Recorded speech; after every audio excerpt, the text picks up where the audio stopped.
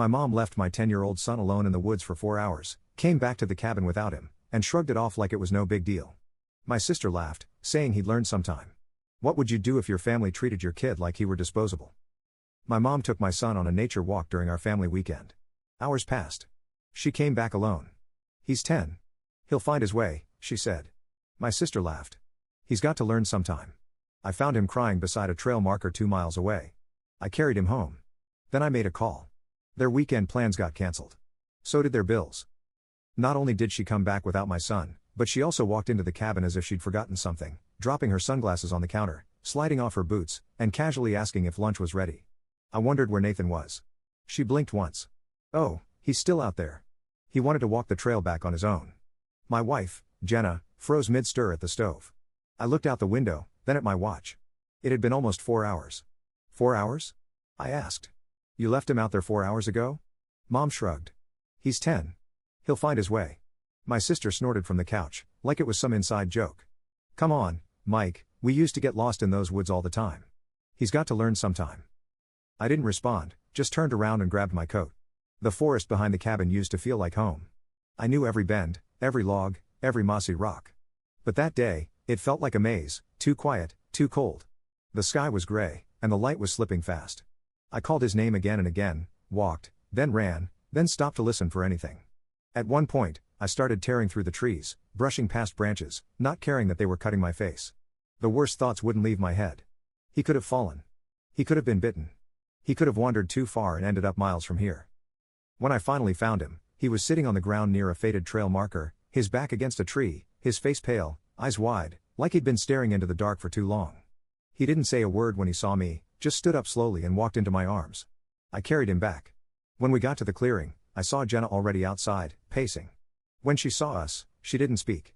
She just grabbed Nathan from my arms and held him like he was the only real thing left in the world. Inside, my mom was finishing a crossword puzzle. My dad was still planted on the couch, watching some game. My sister was on FaceTime with a friend, laughing like it was any other Saturday. Not one of them asked where he'd been or if he was okay. That night, Nathan refused to sleep alone. Jenna tucked him between us, and we stayed like that, all three of us silent, listening to the creaks of the cabin, the rustle of leaves outside. He didn't cry, but he didn't sleep either. Neither did we. The next morning, we took Nathan to school. I told him we'd pick him up early, maybe take him for ice cream. He nodded, but his eyes were still glassy, still shaken. Then we drove to my parents' house, 40 minutes away. Jenna didn't say a word the whole ride, just stared straight ahead, clutching her travel mug so tightly the plastic creaked. She didn't knock when we got there, just walked right in, still wearing her coat. My mom was at the table, reading something on her iPad. Jenna stepped up, took her coffee, and dumped it across my mom's face and down her blouse, cold, milky, all of it. My mom gasped but didn't scream. She just blinked, like she wasn't surprised, like she thought she deserved worse. You left our son alone in the woods, Jenna said, and you thought we'd just let that go? My dad came in from the garage, holding a wrench like he was about to fix something. I looked at both of them. You're not going to Miami. I canceled your flights. And the bills I've been paying to help with the mortgage? It stops today. They didn't shout. They didn't plead. They just looked at me like I'd betrayed them, like I was ungrateful. Then, the absurd part, my dad turned to my mom and said, "See, this is what happens when you give kids too much." Jenna looked at me and said one word, "Enough." It wasn't just about the money anymore. It was about everything. They didn't follow us out of the house. Not a word, not even a weak apology. They just stood there in the kitchen, like we'd dropped off groceries instead of dropping a bomb. Jenna and I got in the car. Before I pulled out of the driveway, she said it again. They don't get to live there anymore. She was staring straight ahead, fists clenched in her lap. I didn't answer because there wasn't anything to argue about. We both knew it was overdue. The apartment wasn't supposed to be theirs. It was ours, an investment we bought 2 years into our marriage after we both got raises and thought, hey, why not put it into property? It needed work, but the location was good, and we figured it would pay off. Then came the phone call, my parents claiming they needed a place to stay for a few months while they redid their kitchen and bathrooms. That was 14 months ago. They never paid rent, never offered, kept pushing back the timeline with vague excuses, permits, bad contractors, weather delays. But we saw the house once. Nothing was being done. It was just empty. We pulled up to the apartment. Jenna looked at it like she was seeing it for the first time. Feels like we handed them our savings on a platter, she said. Now they've lost the right to everything. I didn't knock, just used my key and walked in. It smelled like old takeout. The entryway was cluttered with boxes that had been in transition for over a year. Paint cans were stacked in the hallway, untouched. Same hole in the drywall near the stairs from the time my dad said he tripped and his elbow went through it, still not patched. They were already there. My mom was on the couch, scrolling her phone like nothing had happened, her blouse still stained with cold coffee. My dad was in the kitchen, trying to wipe down a pan like it made him useful. I stood in the middle of the living room. Jenna crossed her arms. "You're moving out," I said. My dad looked up first. "What are you talking about? You've got 5 days. I'm giving you until Friday." My mom laughed, actually laughed. "You're kicking us out over one little parenting disagreement?" Jenna stepped forward. "Parenting disagreement? You left our son in the woods for 4 hours and came back without him. You thought it was funny. You let him cry alone, and if he hadn't been found, God knows what could have happened." Dad tried to interrupt with something about back in our day, and I cut him off. "No more speeches. No more delays. You've been living here rent-free for over a year. I've paid for your utilities, covered your phone plan, and even bailed you out of a credit card issue without telling Jenna. And you treat our son like some stray dog who'll find his way home. Update." The tension snapped. Mom stood up. "This is how you repay us after everything we've done for you? What exactly have you done for me?" I asked. That shut her up.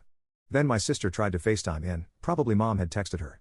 Jenna picked up the phone, looked into the camera, and said, "Don't. You're not helping. You laughed too." Then she hung up. "You're not entitled to this place," I said.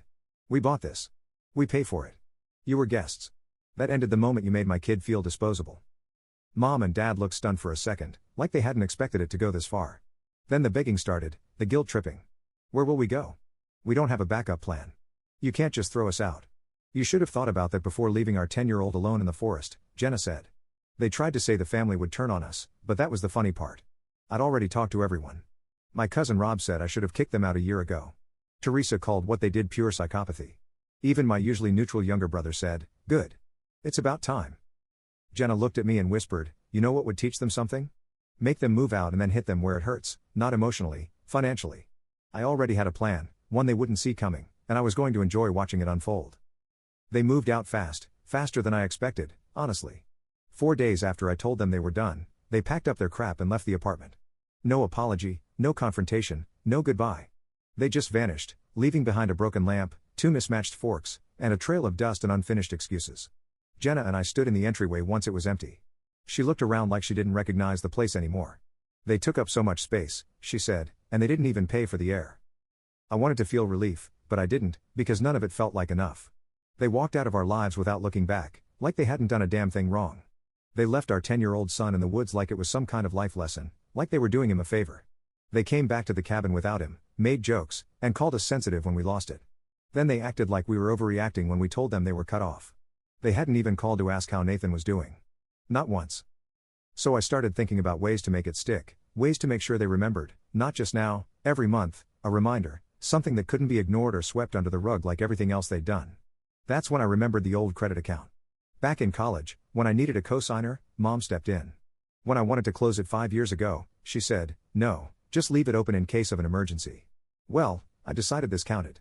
I opened a loan, $6,000 in her name. I didn't even need the money, it went straight into a separate account I don't use. But it was never about the cash. It was about the notice, the interest, the monthly statements she'd get in the mail. Every single time, a reminder that actions have consequences. She called about 2 weeks later. "What the hell is this?" she snapped. "You took out a loan in my name?" "I did," I said. "You shouldn't have left the account open. That's identity theft." "No, it's not. You permitted me. It's all under the same account you signed for." She paused. I could hear her breathing, like she was deciding whether to scream or sob. "You're doing this out of spite." "No," I said. "I'm doing this because you walked away from a 10-year-old boy in the middle of nowhere and came back smiling like you'd done something noble." She hung up. The next day, Dad called, his voice shaking with that forced rage he always used when he had no control. "You went too far. You think this is over? We'll fix this. We'll come after you," I laughed. "You want to go down that road? Because I kept copies of the taxes you filed with my social security number 3 years ago. You want the IRS to take a look? Or should I remind Mom about the unemployment benefits she claimed while working part-time under the table?" He was quiet for a long time, then said, "You wouldn't. Try me." He hung up, too. That was the last call we got. Jenna backed me on all of it, every move, every word. She said, "This isn't revenge. This is setting a boundary they can't cross anymore." And she was right. It wasn't about getting even. It was about finally making them feel something, even if it was just discomfort. I sat down with Nathan that weekend, told him they wouldn't be coming around anymore. He looked up from his Lego set and said, "Good. That was all, just one word. But I saw the way his shoulders relaxed after he said it, like he didn't have to be on guard anymore. For the first time since that awful day at the cabin, I felt like we were okay. They still haven't apologized. They haven't reached out to Nathan, haven't admitted anything. They just disappeared. But I know they're feeling it. And I'm not finished yet. After the loan, everything went quiet, the kind of quiet that doesn't mean peace, it means something is brewing. No calls, no texts, nothing. They disappeared off the radar. Not a word about the money, not a word about Nathan, not a single attempt to reach out. It was like they'd folded into themselves, trying to figure out if the storm was over or if another one was coming. It wasn't over. I couldn't stop thinking about their house, their real house, the one they'd abandoned for the better part of a year. They always said they were working on it, but every time we brought it up, it was just more talk, permits, insulation, plumbing, everything was always almost done. So one morning, after dropping Nathan at school, I drove by. What I saw was exactly what I expected and still worse than I remembered. The lawn was overgrown, the siding cracked, and newspapers were piled by the door like no one had lived there in months. A shutter had fallen halfway off the front window, flapping in the breeze like the house was trying to wave goodbye. I pulled around back, trash bags near the garage, a tarp flapping where the roof should have been repaired. Whatever story they'd been spinning, it was a lie. That house wasn't under construction, it was abandoned. And they thought they could just guilt their way back into my apartment again when things got bad enough. So I made a call, code enforcement. Told them there were health hazards, unchecked mold, uncut grass, structural issues. I gave them everything they needed. I didn't exaggerate, I just described it honestly, which was more than enough. Within a week, they were hit with 3 separate citations. A notice went on the front door. A fine followed, and another, and another. Then they showed up. Not together, that would have made sense.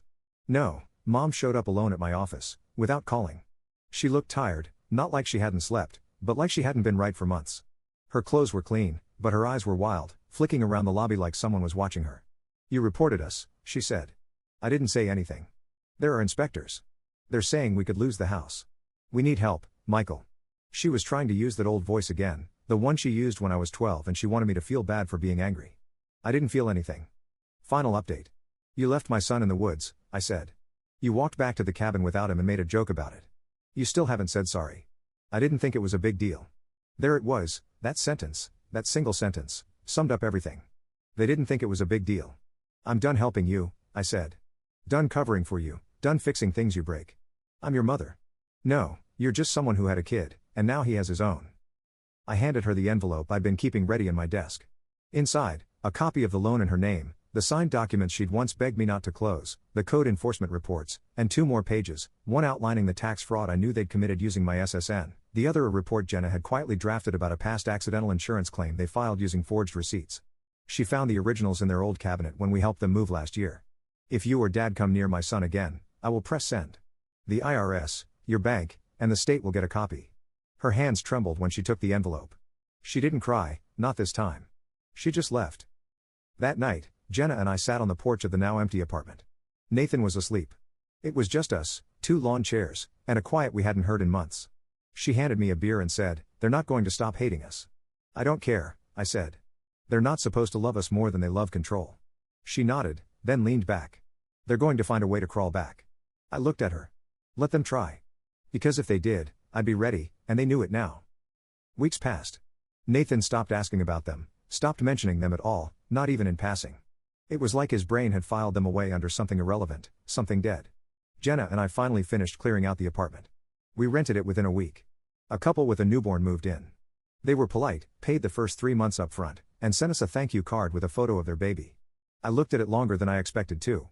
The apartment felt clean again, like it had never been touched by my parents. But then, as always, silence didn't mean peace. My sister texted first. No apology, no check-in, just, "Heard what you did to Mom and Dad. You've lost your mind." I didn't answer.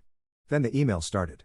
A few extended family members, the kind we hadn't seen since our wedding, suddenly had opinions. Families should forgive. They're old. What if something happens, and you never make amends? I read every one, then deleted all of them. I didn't need validation. I had my wife, my son, and the facts. And I had one final move. I called their bank, not to ruin them, just to let them know the loan was now marked for non-payment.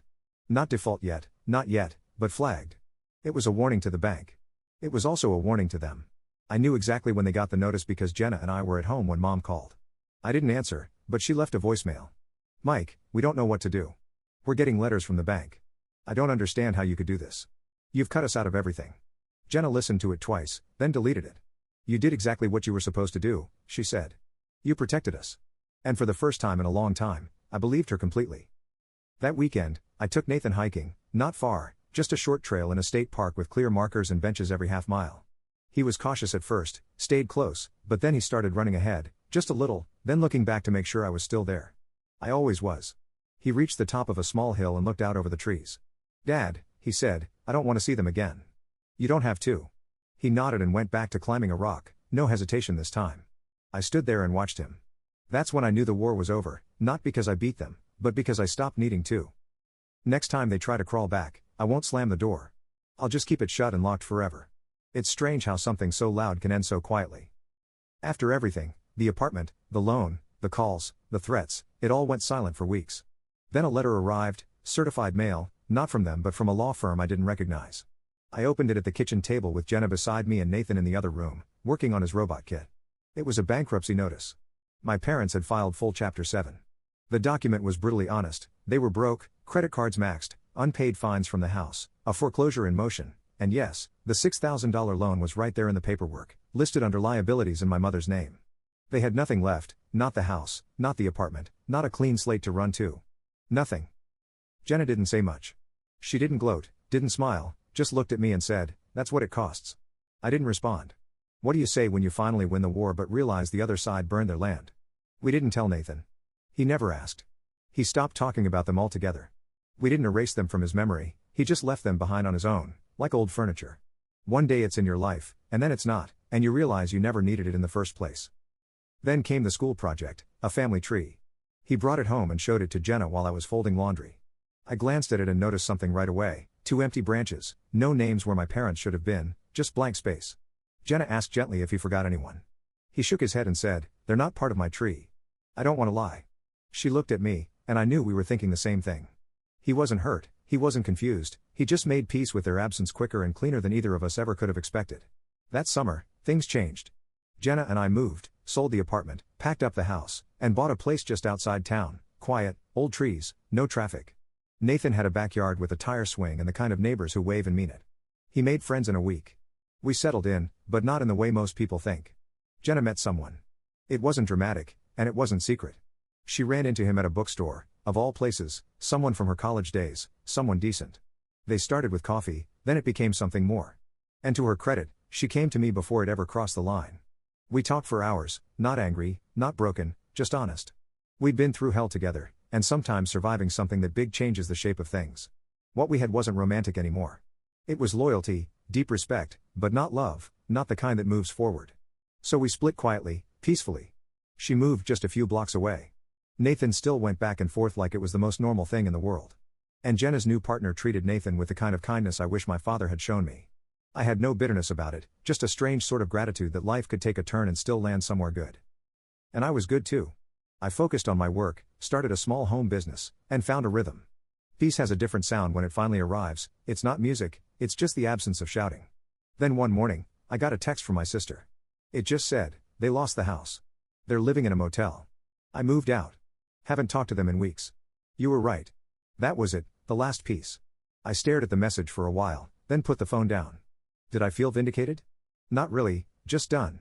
The war was over, and they had nothing left to burn, no more games, no more manipulation, just the cold walls of consequence. Jenna was thriving. Nathan was safe, happy, and growing like a weed. And me? I was finally living a life that didn't require forgiveness or explanations. I'd cut them out, not in anger, in survival. And for once, I didn't feel guilty for choosing peace. They were gone, not dead, not forgotten, just gone, exactly where they put themselves. And we were still here, living, laughing, moving on. The story didn't end with revenge. It ended with us choosing not to look back.